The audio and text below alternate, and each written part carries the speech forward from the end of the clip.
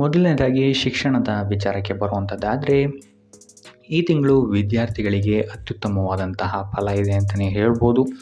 ಓದುವ ಆಸಕ್ತಿ ನಿಮ್ಮಲ್ಲಿ ಈ ತಿಂಗಳು ಹೆಚ್ಚಾಗುತ್ತೆ.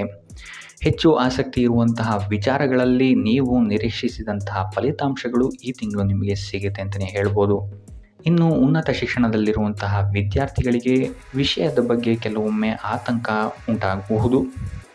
ಆದರೆ ಯಾವುದೇ ರೀತಿಯಾದಂತಹ ಹೆದರುವ ಪ್ರಮೇಯ ಇಲ್ಲ. ಇದಕ್ಕೆ ನಿಮ್ಮ ಹಿರಿಯರ ಸಹಾಯವನ್ನು ಪಡೆದುಕೊಳ್ಳುವಂಥದ್ದು ಉತ್ತಮವಾಗಿರುತ್ತೆ. ಇನ್ನು ವಿದ್ಯಾಭ್ಯಾಸದ ಸಲುವಾಗಿ ದೂರದೂರಿನಲ್ಲಿರುವವರಿಗೂ ಸಹಿತ ಇದು ಉತ್ತಮವಾದಂತಹ ಸಮಯ ಆಗಿರುತ್ತೆ ಅಂತಲೇ ಹೇಳ್ಬೋದು. ಸೊ ಒಟ್ಟಾರೆಯಾಗಿ ವಿದ್ಯಾರ್ಥಿಗಳಿಗೆ ಈ ಇಡೀ ತಿಂಗಳು ಸಕಾರಾತ್ಮಕವಾದಂತಹ ಫಲಗಳೇ ಹೆಚ್ಚಾಗಿ ಸಿಗುತ್ತೆ ಅಂತಲೇ ಹೇಳ್ಬೋದು. ಇನ್ನು ಕುಟುಂಬ ವಿಚಾರಕ್ಕೆ ಬರುವಂಥದ್ದಾದರೆ ಈ ತಿಂಗಳು ನೀವು ನಿಮ್ಮ ಪ್ರೀತಿ ಪಾತ್ರರೊಂದಿಗೆ ಅತ್ಯುತ್ತಮವಾದಂತಹ ಸಮಯವನ್ನು ಕಳಿತೀರಾ ಅಂತಲೇ ಹೇಳ್ಬೋದು. ಇದಲ್ಲದೆ ನಿಮ್ಮ ಸಂಗಾತಿಯೊಂದಿಗೆ ಯಾತ್ರೆಗಳಿಗೂ ಸಹಿತ ಹೋಗುವಂತಹ ಸಾಧ್ಯತೆಗಳು ತುಂಬ ಹೆಚ್ಚಾಗಿದೆ ಅಂತಲೇ ಹೇಳ್ಬೋದು. ನಿಮ್ಮಿಬ್ಬರ ನಡುವೆ ಉತ್ತಮ ಹೊಂದಾಣಿಕೆಯು ಸಹಿತ ಈ ತಿಂಗಳು ಹೆಚ್ಚಾಗುತ್ತೆ ಅಂತಲೇ ಹೇಳ್ಬೋದು. ಇದು ವೈವಾಹಿಕ ಜೀವನದಲ್ಲೂ ಆಗಿರ್ಬೋದು ಅಥವಾ ನಿಮ್ಮ ಪ್ರೇಮ ಜೀವನದಲ್ಲೂ ಆಗಿರ್ಬೋದು. ಸೊ ಅತ್ಯುತ್ತಮವಾದಂತಹ ಫಲ ನಿಮಗೆ ಈ ತಿಂಗಳು ನಿಮ್ಮ ಲವ್ ಲೈಫಲ್ಲಿದೆ ಅಂತಲೇ ಹೇಳ್ಬೋದು.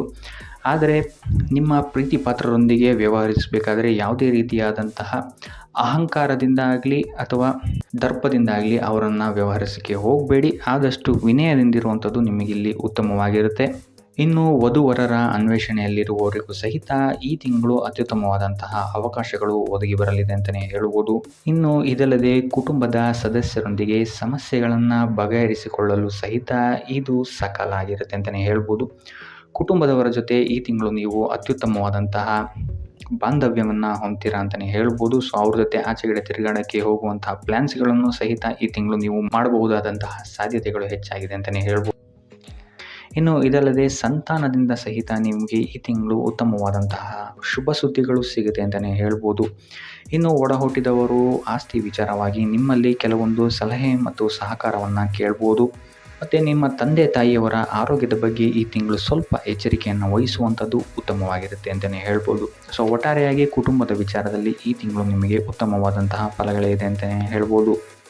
ಇನ್ನು ಆರೋಗ್ಯ ವಿಚಾರಕ್ಕೆ ಬರುವಂಥದ್ದಾದರೆ ಆರೋಗ್ಯ ವಿಚಾರದಲ್ಲೂ ಅಷ್ಟೇ ನಿಮಗೆ ಈ ತಿಂಗಳು ಅನುಕೂಲಕರವಾಗಿದೆ ಅಂತಲೇ ಹೇಳ್ಬೋದು. ಯಾವುದೇ ರೀತಿಯಾದಂತಹ ದೊಡ್ಡ ಸಮಸ್ಯೆಗಳಿಲ್ಲ ಅಂತಲೇ ಹೇಳ್ಬೋದು. ಆದರೆ ಬೆನ್ನು ಮತ್ತು ಗ್ಯಾಸ್ಟ್ರಿಕ್ಗೆ ಸಂಬಂಧಪಟ್ಟಂತಹ ಸಮಸ್ಯೆಗಳು ನಿಮಗೆ ಈ ತಿಂಗಳು ಸ್ವಲ್ಪ ಬಾಧಿಸ್ಬೋದು ಅಂತಲೇ ಹೇಳ್ಬೋದು. ಇದಲ್ಲದೆ ವಯೋವೃದ್ಧರಿಗೆ ರಕ್ತದೊತ್ತಡ ಮತ್ತು ಮಧುಮೇಹದಂತಹ ಕಾಯಿಲೆಗಳೇನಾದರೂ ಇದ್ದರೂ ಸಹಿತ ಸ್ವಲ್ಪ ಎಚ್ಚರಿಕೆ ವಹಿಸುವಂಥದ್ದು ಉತ್ತಮವಾಗಿರುತ್ತೆ. 3ನೇ ವಾರದ ನಂತರ ನಿಮ್ಮ ಆರೋಗ್ಯದಲ್ಲಿ ಸ್ಥಿರತೆ ಕಾಣುತ್ತೆ ಅಂತಲೇ ಹೇಳ್ಬೋದು. ಸೊ ಉಳಿದಂತೆ ಮಕ್ಕಳು ಮತ್ತು ನಿಮ್ಮ ಸಂಗಾತಿಯವರ ಆರೋಗ್ಯದಲ್ಲೂ ಸಹಿತ ಯಾವುದೇ ರೀತಿಯಾದಂತಹ ದೊಡ್ಡ ಸಮಸ್ಯೆಗಳಿಲ್ಲ ಅಂತಲೇ ಹೇಳ್ಬೋದು. ಸೊ ಒಟ್ಟಾರೆಯಾಗಿ ಈ ತಿಂಗಳು ನಿಮ್ಮ ಆರೋಗ್ಯದ ವಿಚಾರದಲ್ಲೂ ಸ್ಥಿರತೆ ಕಾಣುತ್ತೆ ಅಂತಲೇ ಹೇಳ್ಬೋದು. ಇನ್ನು ವೃತ್ತಿ ಜೀವನಕ್ಕೆ ಬರುವಂಥದ್ದಾದರೆ ವೃತ್ತಿ ಜೀವನದಲ್ಲಿ ಈ ತಿಂಗಳು ನಿಮಗೆ ಮಿಶ್ರ ಫಲ ಅಂತಲೇ ಹೇಳ್ಬೋದು. ಕೆಲವೊಂದು ಅಡೆತಡೆಗಳು ಬಂದರೂ ಕೂಡ ಆರ್ಥಿಕವಾಗಿ ಈ ತಿಂಗಳು ನೀವು ಉತ್ತಮವಾದಂತಹ ಲಾಭವನ್ನು ಗಳಿಸ್ತೀರಾ ಅಂತಲೇ ಹೇಳ್ಬೋದು. ನಿಮ್ಮ ಕೆಲಸದಲ್ಲಿ ಕೆಲವೊಂದು ಬದಲಾವಣೆಗಳು ಹೆಚ್ಚಳಗಳು ಕಂಡು ಬರಬಹುದು. ನಿಮ್ಮ ಮೇಲಾಧಿಕಾರಿಗಳು ಅಥವಾ ಸಹವರ್ತಿಗಳೊಂದಿಗೆ ಕೆಲವು ತಪ್ಪು ಗ್ರಹಿಕೆಗಳು ಸಹಿತ ಕಂಡು ಬರಬಹುದು. ಆದ್ದರಿಂದ ಪ್ರಾರಂಭದ ಮೊದಲೆರಡು ವಾರಗಳ ಕಾಲ ಯಾವುದೇ ರೀತಿಯಾದಂತಹ ಹೆಚ್ಚು ವಾದ ವಿವಾದಗಳನ್ನು ಮಾಡದೇ ಇರುವಂಥದ್ದು ಉತ್ತಮವಾಗಿರುತ್ತೆ. ಇದಲ್ಲದೆ ನಿಮಗೇನಾದರೂ ಹೆಚ್ಚುವರಿ ಜವಾಬ್ದಾರಿಗಳೇನಾದರೂ ಬಂದರೂ ಸಹಿತ ಸ್ವಲ್ಪ ಯೋಚಿಸಿ ಮುಂದುವರಿಯುವಂಥದ್ದು ಉತ್ತಮವಾಗಿರುತ್ತೆ ಅಂತಲೇ ಹೇಳ್ಬೋದು. ಆದರೆ 3ನೇ ವಾರದ ನಂತರ ನಿಮಗಿಲ್ಲಿ ಸ್ಥಿತಿಗತಿಗಳು ಬದಲಾಗುತ್ತೆ ಅಂತಲೇ ಹೇಳ್ಬೋದು. ಸೊ ಸ್ಥಿತಿಗತಿಗಳು ನಿಮಗಿಲ್ಲಿ ಉತ್ತಮವಾಗುತ್ತೆ ಅಂತಲೇ ಹೇಳ್ಬೋದು. ಇನ್ನು ಕೆಲಸದ ನಿರೀಕ್ಷೆಯಲ್ಲಿರುವವರಿಗೂ ಸಹಿತ ಈ ತಿಂಗಳು ಉತ್ತಮವಾದಂತಹ ಪಾಸಿಟಿವ್ ರಿಸಲ್ಟ್ಸ್ಗಳು ನಿಮಗಿಲ್ಲಿ ಸಿಗುತ್ತೆ ಅಂತಲೇ ಹೇಳ್ಬೋದು. ಸೊ ಒಟ್ಟಾರೆಯಾಗಿ ವೃತ್ತಿ ಜೀವನದಲ್ಲಿ ನಿಮಗೆ ಈ ತಿಂಗಳು ಮಿಶ್ರ ಫಲ ಅಂತಲೇ ಹೇಳ್ಬೋದು. ಇನ್ನು ಹಣಕಾಸಿನ ವಿಚಾರಕ್ಕೆ ಬರುವಂಥದ್ದಾದರೆ ಈ ತಿಂಗಳು ನಿಮಗೆ ಆರ್ಥಿಕವಾಗಿ ಅತ್ಯುತ್ತಮವಾದಂತಹ ತಿಂಗಳಾಗಿರುತ್ತೆ ಅಂತಲೇ ಹೇಳ್ಬೋದು. ಆದಾಯದಲ್ಲಿ ಒಳಹರಿವು ಅನಿರೀಕ್ಷಿತ ಲಾಭಗಳನ್ನು ನಿಮಗೆ ತಂದುಕೊಡುತ್ತೆ ಅಂತಲೇ ಹೇಳ್ಬೋದು. ಇದಲ್ಲದೆ ನಿಮ್ಮ ಹೂಡಿಕೆಗಳು ಸಹಿತ ನಿಮಗಿಲ್ಲಿ ಅತ್ಯುತ್ತಮವಾದಂತಹ ಲಾಭವನ್ನು ತಂದುಕೊಡುತ್ತೆ ಅಂತ ಹೇಳ್ಬೋದು. ಇನ್ನು ನೀವೇನಾದರೂ ಸಾಲಕ್ಕೆ ಅಥವಾ ಲೋನ್ಗೆ ಏನಾದರೂ ಅಪ್ಲೈ ಮಾಡ್ತೀರಾ ಅಂತ ಹೇಳಿದ್ರು ಸಹಿತ ನಿಮಗಿಲ್ಲಿ ಪಾಸಿಟಿವ್ ರಿಸಲ್ಟ್ಸ್ಗಳು ಸಿಗುವಂತಹ ಸಾಧ್ಯತೆ ಹೆಚ್ಚಾಗಿದೆ ಅಂತಲೇ ಹೇಳ್ಬೋದು. ಇನ್ನು ವ್ಯವಹಾರದಲ್ಲಿರುವವರು ನಿಯಮಿತವಾಗಿ ಹೂಡಿಕೆಗಳನ್ನು ಮಾಡುವುದರಿಂದ ಸಹಿತ ಇಲ್ಲಿ ಉತ್ತಮವಾದಂತಹ ಲಾಭವನ್ನು ಪಡೆಯಬಹುದು.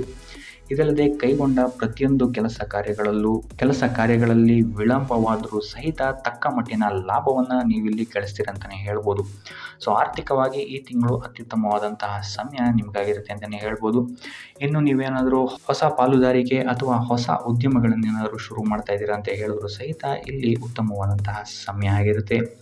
ಕೊನೆಯ ವಾರದಲ್ಲಿ ಮನೆಗೆ ಸಂಬಂಧಿಸಿದಂತೆ ಅಥವಾ ಮಕ್ಕಳ ವಿದ್ಯಾಭ್ಯಾಸಕ್ಕೆ ಸಂಬಂಧಿಸಿದಂತೆ ಇಲ್ಲಿ ನಿಮಗೆ ಖರ್ಚಾಗುವಂತಹ ಸಾಧ್ಯತೆ ಹೆಚ್ಚಾಗಿದೆ ಅಂತ ಹೇಳ್ಬೋದು. ಸೊ ಆದ್ದರಿಂದ ಸ್ವಲ್ಪ ಎಚ್ಚರಿಕೆ ವಹಿಸುವಂಥದ್ದು ಉತ್ತಮವಾಗಿರುತ್ತೆ ನಿಮ್ಮ ಖರ್ಚಿನ ಬಗ್ಗೆ.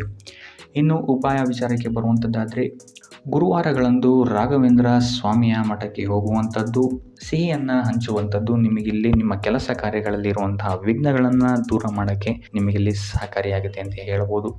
ಸೊ ಇದಾಗಿತ್ತು ಈ ತಿಂಗಳ ನಿಮ್ಮ ರಾಶಿಯ ಭವಿಷ್ಯ.